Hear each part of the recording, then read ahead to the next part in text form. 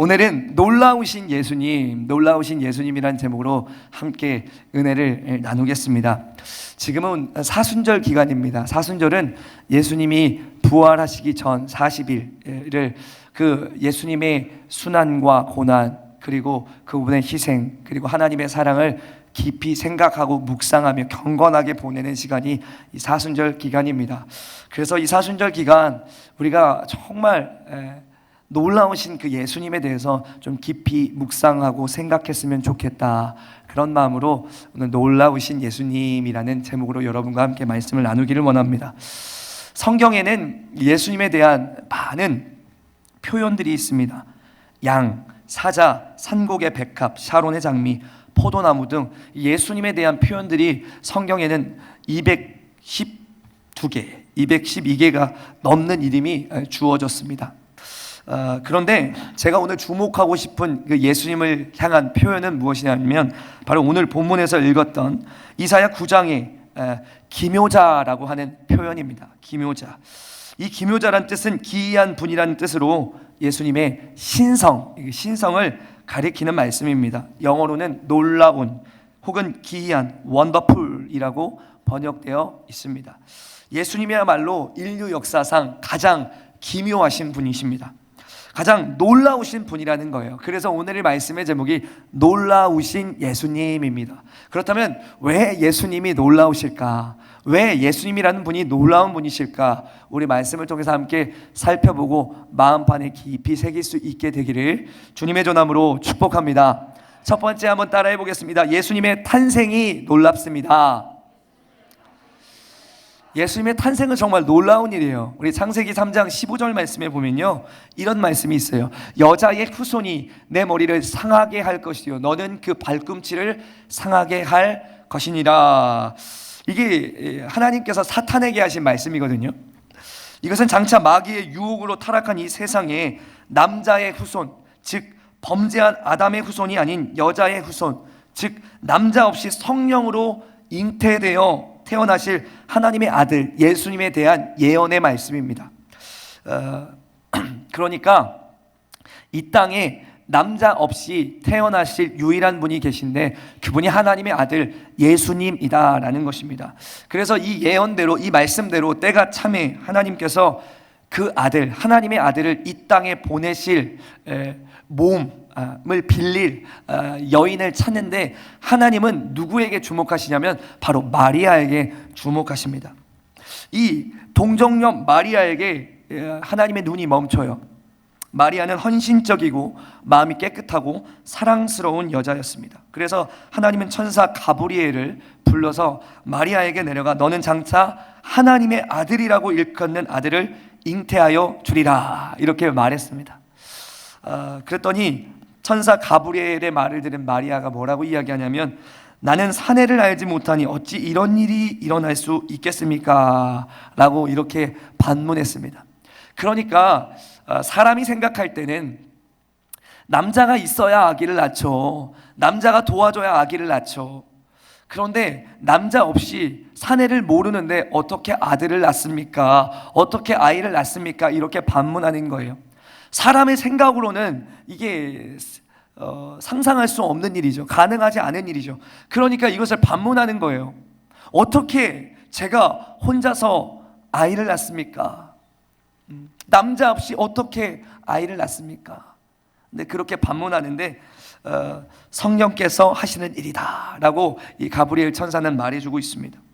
그러면서 그 아들을 낳을 때 이름을 뭐라고 지으라고 하냐면 그 이름을 예수라 하라. 아멘. 여러분, 예수님, 예수의 이름의 뜻이 뭐냐면요, 자기 백성을 죄에서 구원할 자라는 뜻을 가지고 있죠. 그래서 우리 예수님은 자기 백성을 죄에서 구원하기 위해서, 하나님의 자녀들을 죄에서 구원하시기 위해서 하나님이 마리아의 몸을 통해서 보내신 하나님의 아들이고 구원자이십니다. 할렐루야. 결혼하기로 되어 있던 요셉과 마리아야말로 이 중대한 책임을 맡기기에 합당한 사람이었습니다. 때가 차서 그들이 베들레헴에서 아기를 낳으니 밤에 천사의 찬송이 들려오기를 뭐라고 찬송하냐? 지극히 높은 곳에서는 하나님께 영광이요 땅에서는 기뻐하심을 입을 사람들 중에 평화로다. 아멘. 이리하여 하나님의 아들이 이 세상에 오셨습니다. 여러분, 처녀 탄생이라는 게 얼마나 신비스러운 일입니까? 얼마나 놀라운 일입니까? 아담과 하와, 하나님이 창조하신 최초의 인간이래 남녀의 결합 없이 세상에 태어난 사람은 한 사람도 없어요. 다 남녀의 결합으로 태어났지만 남녀의 결합 없이 그냥 성령으로 잉태되어 이 땅에 오신 유일하신 분이 누구냐? 바로 예수님이다라는 것입니다. 그래서 예수님의 탄생이 놀라운 사실이에요. 놀라운 사실. 예수님만 죄의 유전을 받지 않고 성령으로 마리아의 몸만 빌려서 태어나셨습니다. 그래서 예수님의 이 태어나심이 놀라운 거예요. 이것을 신학에서는 뭐라고 이야기합니까? 성육신이라고 이야기합니다. 말씀이 육신이 되어 우리 가운데 임한 사건, 그것이 예수님의 탄생의 사건이에요. 하나님 자신이 아버지요, 어머니는 마리아죠. 그리고 탄생한 곳도 대도시 예루살렘이 아니라 작은 고을 베들레헴, 성경에 예언된 대로 베들레헴에 태어나셨어요. 그것도 말구유에서 태어나셨습니다. 얼마나 놀라운 일입니까? 여러분, 우리 주변에 이 반려동물을 키우는 분들이 이렇게 많이 있잖아요. 요즘에 이 반려동물을 키우는 이 세대가 1000만 세대가 넘어갔다 그래요. 그러니까 4명, 5명 걸러 1명쯤은 다 집에서 강아지나 고양이를 키운다라는 거예요. 예. 근데 저도 이제 대신방을 다니면서 어느 집에 강아지가 있고 어느 집에 강아지가 없는지 이제 알게 됐어요. 그러니까 저희 교회 성도님들은 강아지를 안 키우는 성도들이 거의 대부분이더라고요. 그런데 제가 우리 조이주 장로님, 박문조 권사님 댁에 가니까 강아지가 점프를 하면서 점프를 하는데 거의 얼굴까지 쪄요. 저한테 뽀뽀하려고. 깜짝 놀랐습니다. 참고로 저하고 제 아내는 개를 굉장히 무서워하거든요. 어렸을 때 개한테 물려 죽을 뻔해가지고. 근데 막 그 개가 막 점프하면서 막 짖으면서 막 달려드는데 무서웠어요. 근데 제가 아는 그 성도 중에 이 자녀들은 다 이제 시집 장가가고 남편이 일찍 이렇게 남편 사별하는 그런 집사님이 계셨는데, 이 개를 진짜 자녀처럼, 친구처럼, 남편처럼 정말 귀하게 여겨요. 그 개가 막 가끔씩 발작을 하고 막 거품을 무는 일들이 있었어요. 그러니까 방마다 카메라를 4개, 5개를 이렇게 다 설치해 놓고 밖에서 일하다가도 개가 거품 물면 일 그만두고 막 와가지고 개 이 병원에 막 데려가고, 이 개를 고치고 개를 살리려고 돈을 6천만 원을 썼대요. 와, 진짜 내가 놀랐어요. 예. 근데 한편으로는 이해가 안 되지만 또 한편으로는 이해가 돼요. 가족이라고 생각하고 남편이라고 생각하고 자녀라고 생각하고 친구라고 생각한다면 죽으면 안 되니까 그렇게 돈을 쓰는 거죠. 예.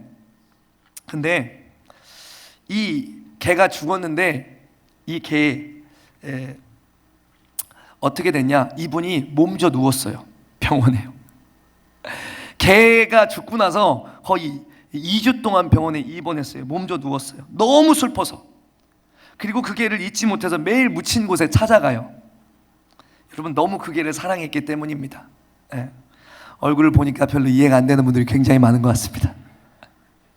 근데 아무리 여러분 그 개를 사랑한다고 해도 자신이 개가 되려고 하는 사람은 없을 것입니다. 여러분, 내가 그 개를 너무 사랑한다고 해서 나도 개가 되고 싶어, 나도 개가 돼서 너와 같은 마음으로, 너와 같은 처지로, 너와 같이 이렇게 같은 것을 먹으면서 너와 같이 기어다니면서 살고 싶어, 이렇게 생각하는 분들은 없을 것입니다. 여러분, 여기 강아지를 키우시는 분들 한번 생각해 보십시오. 내가 아무리 그 개를 사랑한다고 해도 여러분이 개가 되실 수 있습니까? 개처럼 기어다니고 개가 먹는 것을 먹고 그러면서 사실 수 있냐 말입니다. 그런 사람은 아마 없을 거예요.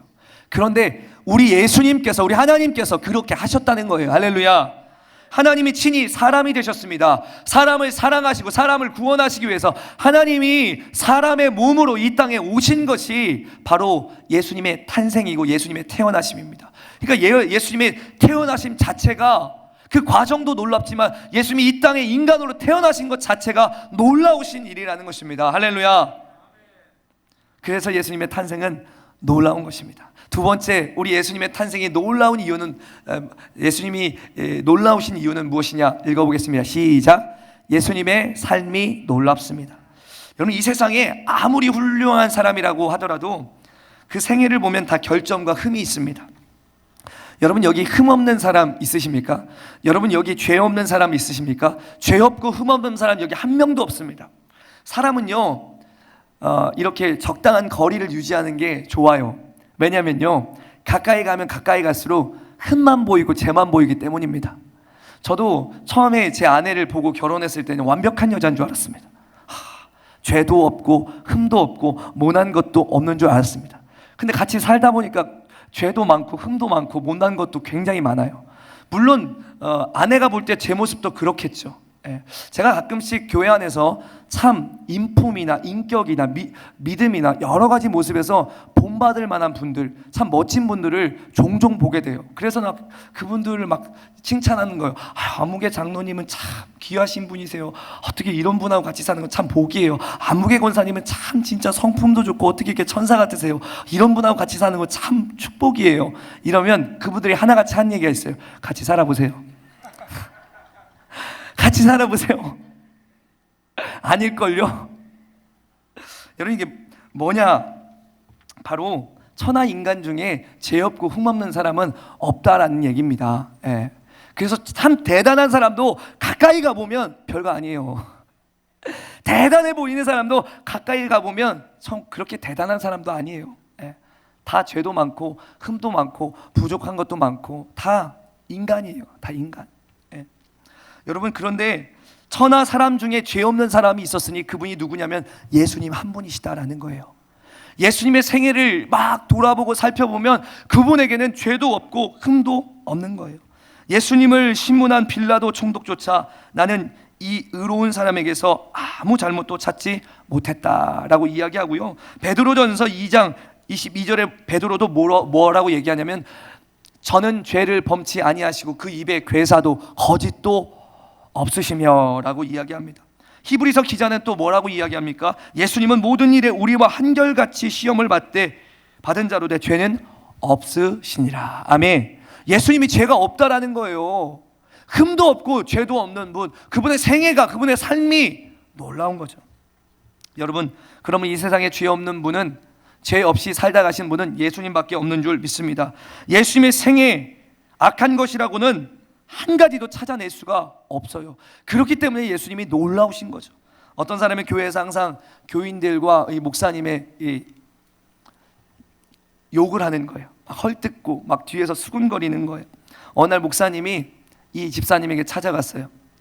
혹시 집사님, 성경에 나오는 거지 나사로의 이야기를 아십니까? 그랬더니 알지요. 제가 교회 다닌 지 얼마 됐는데 그것도 모릅니까? 그러면 그 나사로의 상처와 헌내를 핥아먹던 개는 아십니까? 그랬더니 알지요. 알다마다요. 그 개가 집사님입니다. 그랬대요. 뭐냐? 바로 당신이 바로 그 상처만 핥아먹는 개와 같습니다. 목사나 교인들의 허물과 상처를 주목하고 헐뜯는 사람은 거지 나사로의 상처와 헌내를 핥아먹는 개와 같다고 책망한 것입니다. 여러분, 우리는 인간의 잘못만 찾아내는 사람이 되지 말고 예수님을 바라보고 예수님을 닮아가는 성도가 되어야 될 줄로 믿습니다. 아멘. 여러분, 다른 사람 헐뜯는 사람요, 다른 사람 흠 찾는 사람요, 사실 본인이 흠 더 많습니다. 본인이 비판받을 일이 훨씬 더 많습니다. 뭐가 잘났다고 그렇게 헐뜯고 그렇게 수근거리고 그렇게 비판하는지 모르겠어요. 똑같이 부족하고 똑같이 연약하고 똑같이 죄인이에요. 나는 깨끗합니까? 아니요.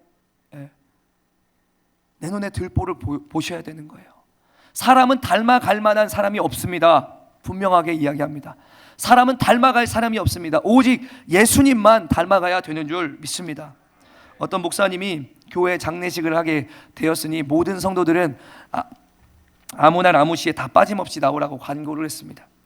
그런데 그 고인의 이름을 밝히지 않은 거예요. 아니, 누가 죽었다는 거야? 누구 장례식을 한다는 거야? 하면서 온 성도들이 교회에 나왔어요. 장례식 날이 되어서 관을 강단 앞에 놓고 주위를 꽃으로 장식했습니다. 그리고 설교를 하는데 목사님이 이 사람 칭찬은 하나도 안 하고 죄만 짓다 간 사람이라고 이야기했어요. 그리고 이 사람이 지었던 죄들을 막 하나하나 열거하는 거예요. 그러니까 사람들의 마음, 성도들의 마음속에 어떤 마음이 있었냐면 도대체 누구길래 평생 죄만 짓다 갔냐, 도대체 어떤 사람이길래 평생 이렇게 나쁜 죄만 짓다 갔냐, 이렇게 막 생각을 한 거예요, 속으로. 이 사람이 누군지 궁금하십니까? 이 사람이 누군지 가르쳐 드리겠습니다. 궁금한 사람은 한 사람씩 나와서 관을 열고 이 사람이 누군지 보십시오. 그랬더니 관에 뭐가 있었냐? 큰 거울이 있는 거예요. 그 거울에 딱 열자마자 누가 비치냐면 자기 자신이 비치는 거예요. 바로 그 죄인이 당신이라는 거예요. 그 죄인이 우리라는 거예요. 그러니까 죄 없는 인간이 없고 그렇게 죄 지으며 살아가는 사람이 바로 자기 자신이라는 것을 사람들이 다 인정하고 믿게 되었다라는 거예요. 여러분, 세상 사람은 하나도 빠짐없이 다 죄인이지만 예수님을 바라보십시오. 예수님은 죄가 없으신 줄 믿습니다. 하루 1분 1초도 그분은 죄를 짓지 않았어요. 만약 죄가 있었다면 예수님은 우리의 죄를 위한 희생 제물이 될 수 없었을 것입니다. 그분이 죄가 없기 때문에 우리를 위해서 대신 십자가를 지시고 우리의 죄를 사해 주신 줄 믿습니다.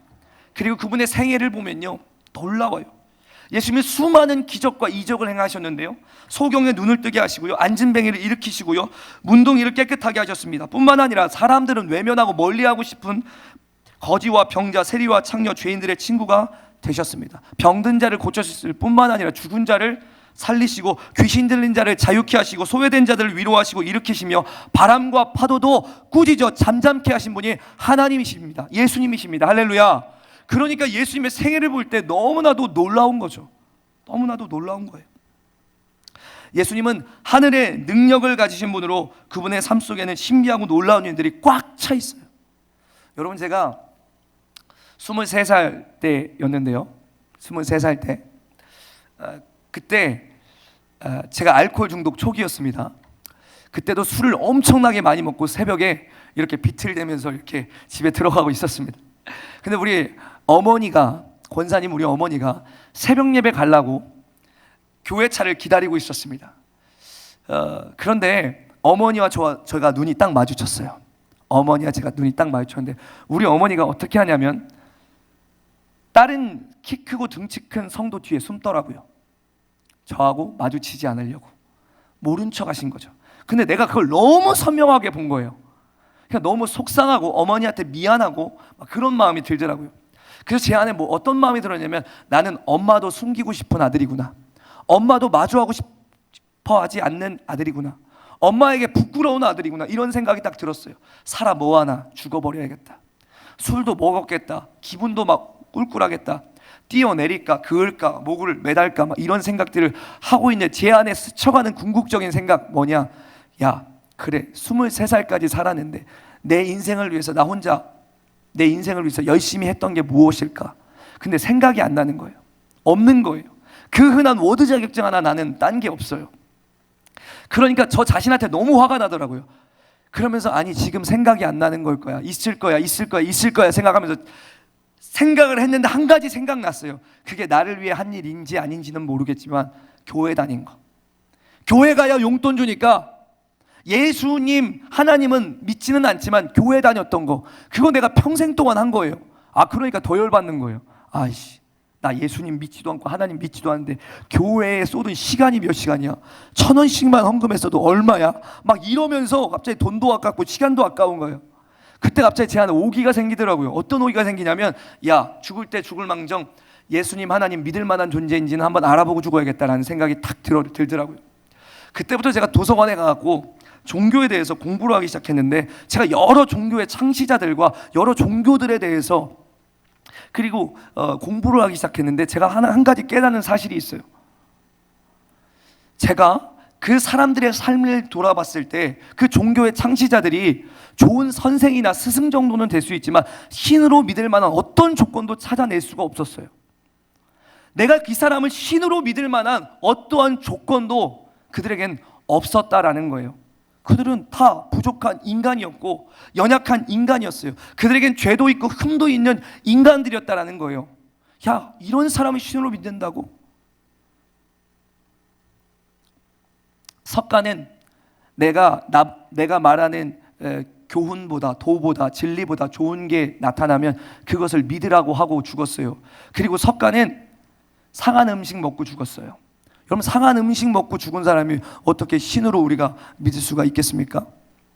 그런데 어떤 종교의 창시자도 신으로 믿을 만한 조건이 없는데 예수님의 삶을 보니까 놀라운 이 행적들이 있는 거예요. 죽은 자를 어떻게 살리지? 바람과 파도를 어떻게 꾸짖어서 멈추게 하지? 귀신 들린 자를 어떻게 내쫓지? 막 그분의 생애를 보니까 놀라운 일들의 연속이고, 그 생애 자체가 놀랍고, 그 예수님의 삶만으로 신으로 믿을 만한 여러 가지 증거들이 있는 거예요. 그래서 예수님의 생애는 놀라운 거죠. 세 번째, 예수님이 무엇이 놀랍습니까? 예수님의 죽음이 놀랍습니다. 성경은 1189장으로 되어 있는데 이 전체 성경의 중심이 바로 예수님이십니다. 그 중에 예수님은 다른 어느 누구도 죽을 수 없는 죽음을 죽으셨습니다. 로마서 3장 23절에 보니까 모든 사람이 죄를 범하였음에 하나님의 영광에 이르지 못하더니, 모든 사람이 죄를 지어서 자신의 힘으로는 죄의 문제를 해결할 수 없고 자신의 힘으로는 천국 갈 수 없는 인생들이었다는 거예요. 그런데 예수님은 우리를 구원하시기 위하여 죄 없는 자기의 생명을 버리시고 죽으셨습니다. 할렐루야. 그냥 인간의 죽음이 아니에요. 다른 사람의 인간의 죽음이 아니에요. 모든 사람 다 태어나고 죽는데 그런 인간의 평범한 죽음이 아니라 신이 이 땅에 오셔서, 죄 없는 신이 이 땅에 오셔서 우리의 죄를 위해서 죽으신 사건, 그래서 우리의 죄를 다 담당하신 사건, 그 사건이 예수님의 십자가 사건, 예수님의 죽음의 사건이기 때문에 그 사건이 놀랍다라는 거예요. 그래서 요한복음 12장 24절은 뭐라고 이야기합니까? 한 알의 밀이 땅에 떨어져 죽으면 많은 열매를 맺고 죽지 않으면 한 알 그대로 있느니라. 아멘. 여러분, 죽으시던 날 예수님이 십자가를 짊어지고 골고다 산으로 올라가십니다. 몸에는 엄청난 이 채찍 자국이 있어요. 살이 다 찢겨졌습니다. 피가 옷에 흥건히 젖어 있습니다. 그리고 가시 면류관을 쓰신 예수님, 피가 뚝뚝뚝 떨어지는데 그 피가 눈으로 계속 들어오는 거죠. 골고다 산에 올라가서는 상처나고 피투성이가 된 예수님을 십자가 형틀에 눕히고 굵은 대못을 양발과 양손에 사정없이 망치로 때려 박습니다. 여러분, 침 하나 맞아도, 대침 하나 맞아도 여러분 죽겠다고 소리를 지르는데 대못을 예수님의 손과 발에 박으셨어요. 그리고 십자가 형체를 일으켜 파놓은 구덩이에 털썩 떨어뜨렸습니다. 온몸의 중량으로 숨을 쉴 때마다 몸이 찢어지는 그런 고통 가운데 예수님이 6시간을 피를 흘리면서 물과 피를 싹 쏟으셨습니다. 그리고 처절한 고통의 시간이 지나서 오후 3시가 돼서 예수님이 뭐라고 하고 죽으셨냐? 다 이루었다 큰 소리를 외치고 그 영혼은 하나님께로 돌아갔습니다. 이 다 이루었다라는 말이 무엇인 줄 아십니까? 테텔레스타이, 값이 다 치러졌다라는 뜻입니다. 상업적인 용어예요. 너희의 죄값이 다 치러졌다라는 이 말이에요. 예수님을 죽음을 통해서 모든 죄를 씻는 셈이 터졌습니다. 우리의 구원이 완성되었습니다. 천국 갈 수 있는 길이, 천국 갈 수 있는 문이 열렸습니다. 어떤 죄인이라도 예수님만 믿으면 구원받아 하나님께로 갈 수 있게 되었습니다. 할렐루야. 미국의 어느 목사님이 독신으로 살면서 어느 농부집에서 하숙을 했어요. 근데 아내 되는 사람은 예수님을 잘 믿는데 남편 되는 사람은 예수님을 안 믿어요. 그래서 어느 교회에 그리스도의 십자가, 예수님의 십자가에 대해서 좀 설명해 주고 싶다라는 그런 마음이 들었어요. 근데 어느 날 아침에 이 남편이 목사님을 부르는 거예요. 목사님, 저와 함께 닭장으로 좀 갑시다. 제가 신기한 거 보여드릴게요. 제가 재밌는 거 보여드릴게요. 제가 감동적인 거 보여드릴게요. 그러면서 데려가는 거예요. 데려갔더니 그 둥지의 알 속에서 병아리들이 삐약삐약 소리를 내면서 한 마리씩 기어나오고 있어요. 그런데 그 농부가 암탉을 건드려 보라고 하는 거예요. 그래서 암탉을 툭 건드려 봤더니 어떻게 되냐? 쓰러지면서 죽는 거예요. 아니, 왜 암탉이 갑자기 쓰러져서 죽는 거예요? 그랬더니 농부가 설명하기를 뭐라고 얘기하냐면, 저 머리에 상처를 보세요. 쪽제비란 놈이 간밤에 들어와서 그 몸에서 피를 다 빨아먹는데도 새끼를 잡아먹을까 봐 꼼짝도 하지 않고 알을 품고 죽었다는 거예요. 그래서 저 병아리들이 산 거예요. 그래서 저 병아리들이 저렇게 태어난 거예요. 그때 목사님이 이렇게 얘기했어요. 저것이 예수님이십니다. 저것이 예수님과 같습니다. 그는 십자가에서 모든 고통을 참으셨습니다. 예수님은 움직일 수도 있고 사람들이 예수님을 조롱하며 십자가에서 내려와 봐라 했을 때 예수님은 십자가에서 내려올 수도 있었지만 당신과 나의 구원을 위해서 그냥 십자가의 고통을 묵묵히 몸으로 받아내시면서 죽으신 것입니다. 예수님이 운명하실 때 하늘이 캄캄해지고 천둥이 치고 지진이 일어나고 성전에서는 휘장이 위로부터 아래까지 찢어졌습니다. 이제는 누구나 하나님께로 나와 예배드릴 수 있게 되었습니다 라고 말할 때 그 농부가 예수님의 죽으심이 어떤 뜻인지 깨닫게 되고 예수님을 구주로 영접하게 되었습니다. 예수님의 죽음은 창조주가 피조물을 위해서 죽은 사건이기에 놀랍고 죄 없으신 신이신 예수님께서 인간의 죄를 대신 짊어지고 우리의 죄를 해결하신 사건이기 때문에 놀라운 것인 줄 믿습니다. 아멘. 세 번째, 놀라우신 예수님. 왜 놀라울까요? 읽어보겠습니다. 시작. 예수님의 부활은 놀랍습니다. 그들은 예수님을 죽여서 무덤에 장사했습니다. 이제 골칫거리 예수 죽였으니까 끝난 줄 알았습니다. 그런데 지상의 어떤 무덤도 예수님을 가둬놓을 수 없는 거예요. 예수님은 제3일째 되던 날 살아나리라 라고 말씀하신 것처럼 3일이 된 후에 예수님이 말씀하신 대로 성경에 예언된 대로 부활하신 줄 믿습니다. 예수님이 살아나셨다는 거예요. 여러분, 그 부활은 그가 하나님의 아들이었음을 증명했습니다. 예수님의 몸을 쌌던 그 세마포가 지금도 예수님의 모습이 신비스럽게 찍혀 있는 채 남아 있습니다. 여러분, 다른 종교가 아무리 훌륭하다 하더라도요, 그 교주가 죽으면요, 그 무덤이 오늘날도 남아 있지만 예수님의 무덤은 없습니다. 부활하셨기 때문입니다. 다른 이들은 죽음으로 그 생애를 끝났지만 예수님은 죽음으로 그 생애를 끝내지 않고 부활하셨기 때문에 예수님의 무덤은 비어 있는 것입니다. 할렐루야. 지금도 예수님이 빈 무덤은 이스라엘에 가면 찾아볼 수가 있습니다. 여러분, 그래서 예수님의 부활은 참으로 놀라운 것입니다. 기독교 2000년 역사 가운데 기독교인들 저 부활만 거짓말이라는 사실 밝혀내면 다 이 종교 버리고 세상으로 돌아올 거야, 이런 생각을 하고 예수님의 부활을 거짓말로 밝혀내기 위해서 인생을 바친 사람들이 많이 있습니다. 이런 시도들이 많이 있었다는 거예요. 그런데 놀라운 사실은 그들 아무도 예수님의 부활이 거짓이라는 사실을 증명해내지 못했고, 파면 팔수록, 공부하면 공부할수록, 그것을 추적하면 추적할수록 예수님의 부활이 사실이라는 것이 인정되고 믿어지게 된 거예요. 그래서 그들 중 대부분은 기독교 변증학자가 되고 목사가 되고 선교사가 되었습니다. 여러분, 사도행전 17장 30절 31절은 이렇게 말하고 있습니다. 알지 못하던 시대에는 하나님이 허물지 아니하셨거니와 이제는 어디든지 사람을 다 명하사 회개하라 하셨으니. 읽어보겠습니다. 시작. 이는 정하신 사람으로 하여금 천하를 공의로 심판할 날을 작정하시고 이에 저를 죽은 자 가운데서 다시 살리신 것으로 모든 사람에게 믿을 만한 증거를 주셨음이니라 하니라. 아멘. 부활은 하나님께서 수많은 선지자를 통해서 예언하신 대로, 약속하신 대로 되어진 예수님만이 유일한 구원자이고 신이라는 확실한 증거가 되는 줄 믿습니다. 누가 신인지 알지 못해서 세상 사람들은 다 산에 빌고 땅에 빌고 바다에 빌고 나무에 빌고 온갖 형상들을 만들어내서 거기에 빌었어요. 그런데 그건 다 가짜고, 그건 다 하나님이 만드신 피조물에 불과하다고 예수님이 부활을 통해서 증명하신 줄 믿습니다. 아멘. 예수님의 부활을 통해서 모든 것이 끝장났어요. 네가 알지 못했지, 너희들이 알지 못해서 땅에 빌고 하늘에 빌고 바다에 빌고 형상을 만들어서 믿었지. 그런데 그것은 다 허상이고 가짜다. 보아라, 누가 진짜 신이고 누가 진짜 너희를 구원할 구원자인지 너희는 보아라. 무엇을 통해서?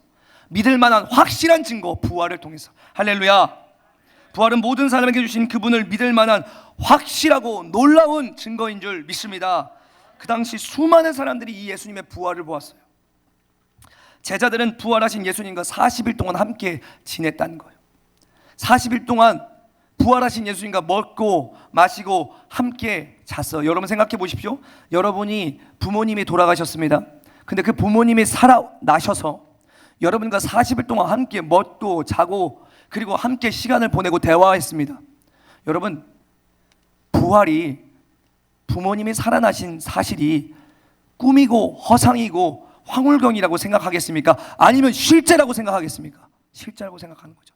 40일 동안 시간을 보냈는데 제자들요, 예수님, 부활하신 예수님과 40일 동안 함께 지내면서 부활이 실제가 되었습니다. 그래서 예수님 십자가 못 박혀 죽으실 때 살려고 다 도망갔던 제자들이요, 이 부활 전하다가 다 순교했습니다. 부활 전하다가 십자가에 거꾸로 매달려 죽고, 그리고 목이 잘려 죽고, 사지가 찢어져 죽이고, 불에 태워 죽고, 정말로 여러 가지 모습으로 고통스럽게 죽었습니다.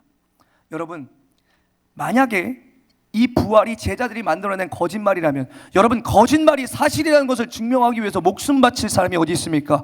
그리고 그게 한 사람도 아니고 그 예수님의 부활을 보았고 믿었던 모든 사람들이 다 그렇게 했습니다. 그리고 그게 거짓말이라면 2000년 동안 그게 밝혀지지 않을 리가 있겠습니까? 그게 거짓말이라면 2000년 안에 반드시 밝혀져야만 사실이죠. 여러분, 사이비 이단 교주 죽으면 없어집니다. 왜냐하면 그게 거짓말인 게 드러나고 들통나기 때문입니다. 그런데 기독교 2000년 역사 가운데 예수님의 부활이 거짓말이라는 사실을 밝혀내려는 수많은 시도들도 있었고, 그리고 수많은 사람들도 있었지만 그것이 거짓말임을 밝혀낼 수 없었어요. 여러분, 2000년 역사 가운데 수천억 명이 이 예수님을 믿었고 이 예수님을 위해서 살다가 죽었습니다. 부활은 모든 사람에게 주신 믿을 만한 확실하고 놀라운 증거입니다. 그래서 부활이 놀라운 거예요. 여러분, 4대 성인을 아십니까? 4대 성인, 석가, 공자, 소크라테스, 예수, 이거 4대 성인이에요. 우리의 상식이잖아요. 이들의 공통점은 무엇이냐면 사람이라는 게 공통점이고요, 이들의 공통점은 죽었다라는 게 공통점입니다. 그리고 또 하나 공통점을 찾자면 4대 성인이라는 공통점을 가지고 있습니다. 그런데 이들과 예수님의 분명한 차이점이 있는데 바로 예수님만 부활하셨습니다. 할렐루야. 그래서 예수님의 부활이 놀라운 것이고 예수님의 부활이 모든 사람에게 믿을 만한 증거가 되는 줄 믿습니다. 아멘. 5번째, 무엇이 놀랍습니까? 예수님의 승천이 놀랍습니다. 1961년 봄에 한 사람이 우주에 올라갔을 때 온 세상이 인간의 과학에 놀라 떠들썩했습니다. 야, 이제 우주까지 우리가 갈 수 있구나. 그런데 이것이 우주에 올라간 첫 번째 사람이 아니라 그 이전에 있었습니다. 누구냐? 바로 예수님이 부활하시고 승천하셨어요. 40일 동안 제자들과 함께 보내고, 그리고 감람산 위에서 승천하셨어요. 올라가셨다는 거예요. 거기서 제자들은 놀라서 입을 벌리고 예수님을 바라볼 수밖에 없었습니다. 예수님이 구름 속으로 들려 올라가는 것이었습니다. 그분이 무슨 우주선이나 로켓을 탄 것이 아니라, 우주복이나 헬멧을 착용한 게 아니라, 무슨 전자기구를 탄 것이 아니라 구름을 타고 올라가셨다는 거예요. 천국으로 아버지 하나님께로 되돌아가신 것이며 우주 창조 이전의 영광으로 되돌아가신 것입니다. 할렐루야. 여러분, 승천의 중요한 의미는 무엇이냐면, 부활은 예수님이 하나님의 아들이었음을 증명했다면, 승천은 그 예수님께서 만유의 주가 되심을 증명하신 것입니다. 할렐루야. 예수님은 우주 만물을 창조하시고 지배하시는 분임을 승천을 통해서 증명해 주셨다는 거예요. 부활로서 사망 권세를 이기셨고 승천으로서 하늘과 땅의 모든 권세를 가지고 계심을 보여주신 것입니다. 그래서 만물이 그에게 복종하는 것을 보여주셨습니다. 그래서 성경은 이렇게 이야기하죠. 이러므로 하나님이 그를 지극히 높여 모든 이름 위에 뛰어난 이름을 주사, 이렇게 이야기해요. 그리고 내가 떠나가는 것이 너희에게 유익이라. 내가 가면 성령이 오셔서 모든 세상 사람들의 마음에 강력하게 역사하리라 하고 주님이 승천하셨어요. 여러분, 사람이 승천하는 거 보았습니까? 하늘로 들려 올려지는 걸 보았습니까? 놀라운 일이죠. 정말 놀라운 일이죠. 근데 우리 예수님이 죽으시고 부활 승천하셨다는 거예요. 그래서 승천이 놀라운 사실이라는 것입니다. 아멘. 6번째, 무엇이 놀랍습니까? 따라해 보겠습니다. 예수님의 사역이 놀랍습니다. 예수님의 사역이 놀랍습니다. 예수님은 부활 승천하신 것으로 끝난 게 아니라 지금도 하나님의 우편에 계셔서 우리를 위해서 하고 계신 일이 있는데, 무엇이냐면 우리를 위해서 기도하신다라는 거예요. 우리의 사정을 하시고 우리의 형편을 하시는 그 주님께서 지금도 우리를 모른 척하고 계신 게 아니라 우리를 위해서 기도하신다라는 거예요. 그분은 우리를 위해서 이 땅에 오셨고 사셨고 죽으셨고 부활 승천하셨고 지금도 우리를 위해서 기도하신다는 거예요. 그래서 주님의 그 현재 사역도 우리에게 놀라운 사실이라는 거예요. 여러분, 보혜사 성령을 통해서 예수님은 지금도 우리를 구원하시고 위로하시고 진리의 길로 인도하시는 줄 믿습니다. 그래서 이 사실이 놀라운 거예요. 누군가 널 위하여 누군가 기도하네. 그분이 누구냐? 바로 예수님이라는 거예요. 승천하셔서 하나님 보좌 우편에 계신 그 예수님이 누군가 나를 위해 예수님이 기도하신다는 사실, 그것이 놀라운 사실이라는 거예요. 할렐루야. 마지막, 예수님의 무엇이 놀랍습니까? 예수님의 재림도 놀랍습니다.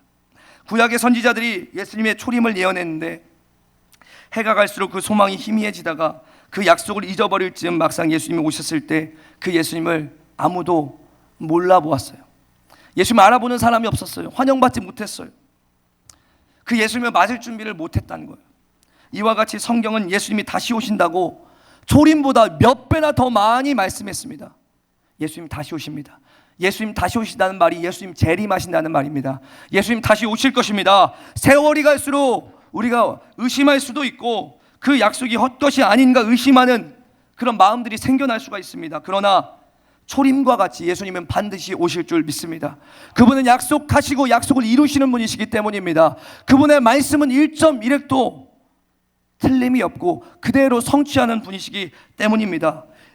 이 재림의 약속은 하나님의 말씀이고 하나님의 약속이기 때문에 반드시 이루어질 줄로 믿습니다. 예수님이 다시 오시면요, 무엇을 위해서 그러냐면 우리를 축복하시기 위해서 오시는 거예요. 예수님이 공중에 재림하실 때 모든 믿는 자는 끌려 올려지게 될 거예요. 그때 우리는 부활하신 예수님의 몸과 같이 되어질 거예요. 그리고 우리는 예수님과 영원히 함께하며 왕노릇하며 살게 될 것입니다. 할렐루야. 그런데 여러분, 그때 여러분이 주님을 위해서 흘렸던 모든 눈물을 닦아주시고 여러분이 주님을 위해서 헌신했던 모든 것들을 상으로 갚아주시고 칭찬하시며 면류관을 씌워주실 것입니다. 그러나 이 주님의 재림을 믿지 않고 주님의 다시 오심을 믿지 않고 그 예수님을 믿지 않고 살았던 모든 사람들은 이 주님이 재림하실 때 이 심판의 때에 바로 풀무불에 던져질 것입니다. 지옥불에 던져질 것입니다. 그래서 예수님의 재림은 우리에게는 축복의 시간이지만 믿지 않는 자들에게는 두려움의 시간이고 후회의 시간이고 고통의 시간이 될 것입니다. 그렇다면 그 예수님의 고난과 그리고 예수님의 아픔과 예수님의 희생과 하나님의 놀라우신 사랑을 기억하고 묵상하며 보내야 되는 이 사순절 기간, 우리가 무엇을 해야 되겠습니까? 첫째, 우리에게 구원을 주시고 생명을 주신 예수님께 감사해야 되고, 우리를 위해 사시고 태어나시고 우리를 위해 사시고 우리를 위해 죽으시고 우리를 위해 부활 승천하시고 여전히 우리를 위해서 기도하고 계신 주님께 감사하며 그 크신 주님의 사랑 앞에 감사하며 이 기간을 보내야 될 줄로 믿습니다. 아멘. 그리고 두 번째는 이 놀라우신 예수님, 이 놀라우신 하나님의 사랑을 전해야 될 줄로 믿습니다. 나의 사랑하는 가족, 친구, 지인들이 이 예수님을 안 믿고 살다가 지옥에 떨어지는 일이 없어야 될 것입니다. 여러분 안에 천국이 실제가 되셨습니까? 여러분 안에 예수님이 온전히 믿어지고 천국이 실제가 되어지고 지옥이 실제가 되어졌습니까? 여러분, 천국이 실제가 되어지고 지옥이 실제가 되어졌다면 이 좋은 천국 나만 갈 수 없고 그 무서운 지옥 보낼 수 없어서 여러분이 사랑하는 가족을 전도하게 될 것이고 여러분이 사랑하는 이들을 전도하게 될 것입니다. 그런데 여러분 안에 그 지옥이 천국이 실제가 되지 않았다면 내 가족 예수 믿든 말든, 내 친구 예수 믿든 말든, 내 사랑하는 사람들 예수 믿던 믿지 않던 아무 관심이 없을 것입니다.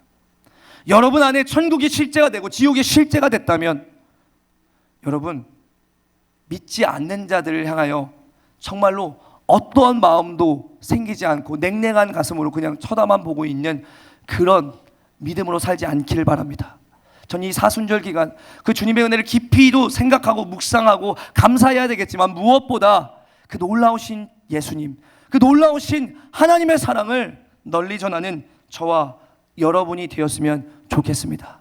할렐루야. 그래서 이 사순절 기간 그리고 특별히 부활절 하나님께 정말로 영광 올려드리고 하나님을 기쁘시게 하는 저와 여러분 되시기를 주님의 존함으로 축복합니다. 아멘. 우리 함께 찬양하시면서 준비하신 예물 드리고 기도하시겠습니다. 그 크신 하나님의 사랑 우리 찬송하시겠습니다.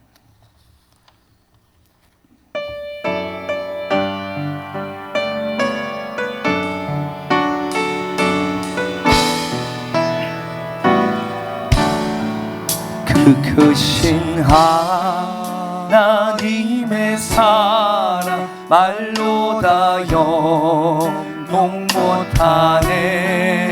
저 높고 높은 별을 넘어 이 낮고 낮은 땅 위에 죄범한 영혼 구하려 그 아들 보내사 마목대로 삼으시고 죄 용서하셨네. 하나님 크신 사랑을 증량다 못하며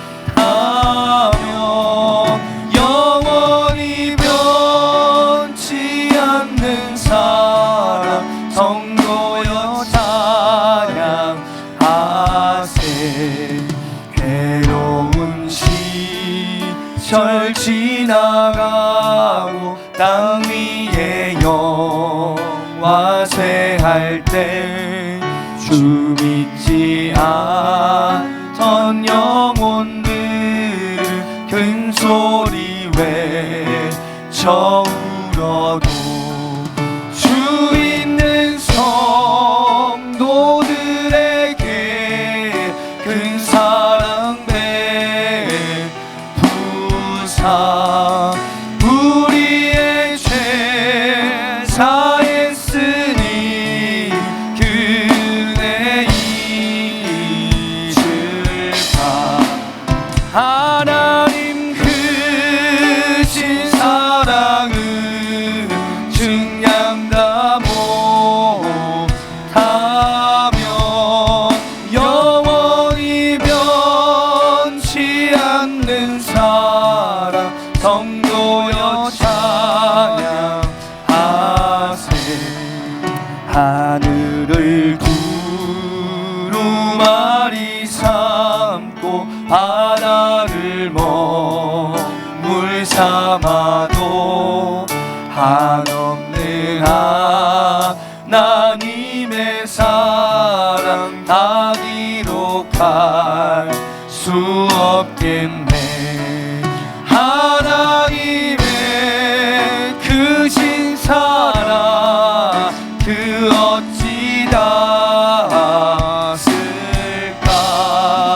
저 하늘 높이 사도 채우지 못하리. 하나님 크신 사랑을 증량다 못하며 영원히 변치 않는 사랑 성도여 찬양하세. 우리 이 시간 말씀 붙잡고 함께 기도할 때 하나님 우리가 무엇이길래 아들 예수님을 이 땅에 보내주셨습니까? 예수님 우리가 무엇이길래 우리를 위해 사시고 우리를 위해 죽으시고 우리를 위해 부활 승천하시고 우리를 위해 지금도 기도하고 계십니까? 하나님이 사순절 기간 아버지 그 주님의 놀라우신 은혜와 하나님의 그 크신 사랑을 마음속 깊이 새기며 감사와 찬송과 영광을 올려드리는 시간으로 보내게 하여 주옵소서. 그리고 놀라우신 그 주님의 사랑과 이 놀라우신 예수님을 널리 전하는 우리가 되게 해달라고 우리 주여 한번 부르짖고 기도합시다. 주여 하나님 아버지 우리가 무엇이길래 우리를 이토록 사랑해 주십니까? 우리가 무엇 무엇이길래 독생자 예수님을 우리에게 보내주셨습니까? 예수님 우리에게 무엇이길래 하늘 영광 타버리고 이 땅에 태어나시고 우리를 위해 사시고 우리를 위해 죽으시고 우리를 위해 부활 승천하시고 우리를 위해 지금도 기도해 주십니까? 아버지 하나님, 그 측량할 수 없는 사랑과 그 놀라우신 주님의 은혜를 깊이 마음속에 새기고 묵상하고 감사하며 하나님께 찬송과 영광 올려드리는 이 사순절 기간이 될 수 있도록 주여 도와주시고 이 크신 사랑, 이 크신 은혜 나만 알지 말고 믿지 않는 자들에게 널리 전하는 우리 되어지게 하여 주셔서 아버지 하나님, 저들도 예수님 믿고 구원받고 천국 갈 수 있도록 하는 우리 모두가 될 수 있게 하여 주시옵소서. 주여, 이 시간을 냉랭하게 아무 일 하지 않고 보내지 말고 감사와 찬송과 영광을 올려드리며 지나가게 하여 주시고 아버지 하나님, 예수님을 힘써 전하며 보낼 수 있도록 도와주시옵소서. 놀라우신 주님 감사합니다. 우리를 위해 이 땅에 태어나시고 사시고 죽으시고 부활 승천하여 주셔서 감사합니다. 그리고 여전히 우리를 위해 기도하여 주심도 감사합니다. 사순절 주님의 희생과 사랑을 기억하며 감사하는 시간이 되게 하여 주시고 그 놀라우신 주님을 널리 전하는 우리가 되게 하여 주시옵소서. 예수님 조남으로 기도합니다. 아멘. 우리 아픈 곳에 손대고 기도합니다. 우리에게 회복의 은총을 허락해 주시는 하나님, 오늘 믿음으로 아픈 곳에 손을 얹은 하나님의 아들 딸들이 있습니다. 주님이 저들이 손댄 곳에 안수하여 주셔서 모든 질병이 깨끗하게 낫게 하여 주시옵소서. 통증은 사라지게 하여 주시고 바이러스는 떠나가게 하여 주시고 모든 약한 것은 강해지게 하여 주시고 모든 힘이 빠진 것들은 힘이 들어가게 하여 주옵소서. 낙심한 자 있으면 하늘 소망을 보게 하여 주시고 생활에 지친 자는 주께서 친히 손을 잡아 위로하여 주시고 마음에 상처받은 자가 있거든 그 마음을 위로하시고 치료하시고 새 힘을 부어 주시옵소서. 병든 자에게 손을 얹어 기도한즉 하나님이 역사하신다 했습니다. 이 시간 종이 저들을 위해 기도할 때 성령님 역사하여 주셔서 저들이 질병이 속히 떠나가게 하여 주시옵소서. 내가 예수 그리스도 이름으로 명하노니 성도들의 아픔과 상처와 질병으로 찾아온 악한 마귀 귀신 사단의 역사야 예수 이름으로 명하노니 묶임받고 떠나갈지어다. 묶임받고 떠나갈지어다. 예수 이름으로 명하노니 저들의 행복을 불행으로, 저들의 성공을 실패로, 소망을 낙심과 좌절로 끌어내리는 악한 사단의 저주의 역사야 떠나갈지어다. 떠나갈지어다. 하나님, 예수님으로 행복하게 하시고 예수님으로 감사하게 하시고 예수님으로 질병의 노임을 입게 하시고 예수님으로 새 인생 살아가는 복 있는 성도들 다 되게 하여 주시옵소서. 하나님께 드려진 예물 축복하여 주시고 이 예물이 쓰여지는 곳마다 하나님의 은혜와 사랑이 흘러가게 하여 주시옵소서. 아버지 하나님, 한 주도 세상 가운데 살아갈 때 승리하게 하여 주시고 사고의 위험과 질병의 위협으로부터 지켜주시고 모든 사탄의 공격으로부터도 안전하게 보호하여 주시옵소서.